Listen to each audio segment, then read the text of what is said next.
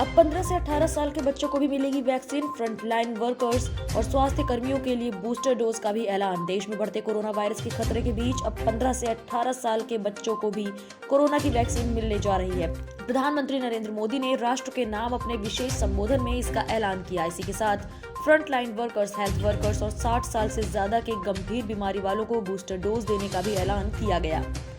अब फ्रांस में मचा कोहराम, 24 घंटे में मिले रिकॉर्ड 1 लाख संक्रमित।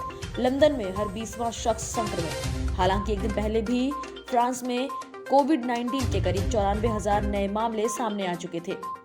कश्मीर से लेकर उत्तराखंड तक पहाड़ों पर भारी बर्फबारी। दिल्ली में शीतलहर से राहत। मौसम का मिजाज बदल रहा है। एक तरफ जहां देश के अलग अलग हिस्सों में बर्फबारी हो रही है, वहीं राजधानी में लोगों को शीतलहर से राहत मिली है।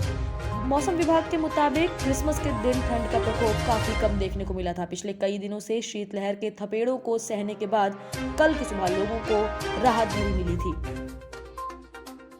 दिल्ली में डॉक्टर्स की हड़ताल का असर। एलएनजेपी अस्पताल के बाहर इलाज के लिए इंतजार कर रहे मरीज। राजधानी दिल्ली में डॉक्टरों की हड़ताल का आज 9वां दिन है। इस दौरान डॉक्टर इमरजेंसी और ओपीडी सेवाओं का बहिष्कार करने की घोषणा कर चुके हैं। नीट पीजी काउंसलिंग 2021 में हो रही देरी के कारण डॉक्टरों की हड़ताल जारी। केंद्रीय स्वास्थ्य मंत्री डॉक्टर मनसुख मांडविया से डॉक्टरों की कई राउंड की बैठक हो चुकी है, लेकिन कोई समाधान अब तक सामने नहीं आया। किसान संगठनों के चुनाव लड़ने के ऐलान पर एसकेएम ने दी प्रतिक्रिया। कहा, हम अपनी नीति पर हैं कायम। पंजाब में 22 किसान संगठनों ने चुनाव लड़ने का ऐलान किया है, जो संयुक्त किसान मोर्चा का हिस्सा है। इसे लेकर संयुक्त किसान मोर्चा ने स्पष्टीकरण जारी कर दिया है। एसकेएम ने कहा कि पंजाब के कुछ किसान संगठनों ने विधानसभा चुनाव लड़ने के लिए संयुक्त समाज मोर्चा पार्टी की आज घोषणा की है, जिससे उनका कोई भी लेना देना नहीं है। जेल में खालिस्तानी आतंकियों से मिला था गगनदीप। पाकिस्तान एंगल भी तलाश रही है पुलिस। लुधियाना धमाके को लेकर अहम खुलासा हुआ है। न सिर्फ धमाके में मारे गए गगनदीप की पहचान हुई, बल्कि पुलिस का दावा है कि जेल में उसकी खालिस्तानी आतंकियों से भी मुलाकात हुई थी। पीएम मोदी ने किया बुजुर्गों और फ्रंटलाइन वर्कर्स को बूस्टर डोज देने का ऐलान। एक्सपर्ट ने बताया आगे क्या होंगे कदम। पीएम मोदी ने कल शाम क्रिसमस के मौके पर राष्ट्र के नाम संबोधन में करते हुए ऐलान किया कि 3 जनवरी से 15 से 18 साल की उम्र के बच्चों के लिए देश में वैक्सीनेशन शुरू हो जाएगा। अपने संबोधन में पीएम ने बूस्टर डोज की शुरुआत का भी ऐलान किया।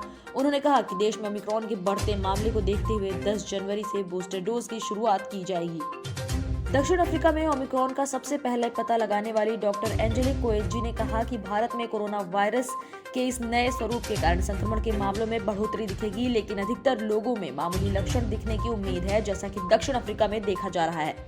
साउथ अफ्रीकन मेडिकल एसोसिएशन की अध्यक्ष ने यह भी कहा है कि मौजूदा टीकों से इस रोग को फैलने से रोकने में निश्चित ही मदद मिलेगी, लेकिन टीकाकरण नहीं कराने वालों को 100% खतरा है। कोएजी ने एक इंटरव्यू में कहा, मौजूदा टीकों से ओमिक्रॉन स्वरूप को फैलने से रोकने में काफी मदद मिलेगी।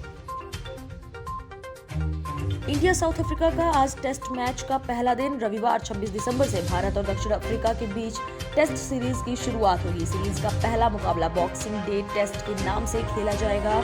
ये मैच भारतीय समय के अनुसार दोपहर 1:30 बजे से शुरू होगा। पिछले 29 सालों से दक्षिण अफ्रीकी सरजमी पर भारतीय टीम टेस्ट सीरीज नहीं जीत पाई है। ऐसे में इस बार विराट सेना की नजरें इतिहास रचने पर होंगी। दिल्ली के बड़े बिजनेसमैन के बेटे के अपहरण का मामला सुलझा। बॉयफ्रेंड गर्लफ्रेंड समेत 4 गिरफ्तार। दिल्ली पुलिस ने एक बिजनेसमैन के बेटे की किडनैपिंग और फिरौती के सनसनीखेज मामले को सुलझाते हुए किडनैपर, उसकी गर्लफ्रेंड और गर्लफ्रेंड की मां समेत 4 लोगों को गिरफ्तार किया है।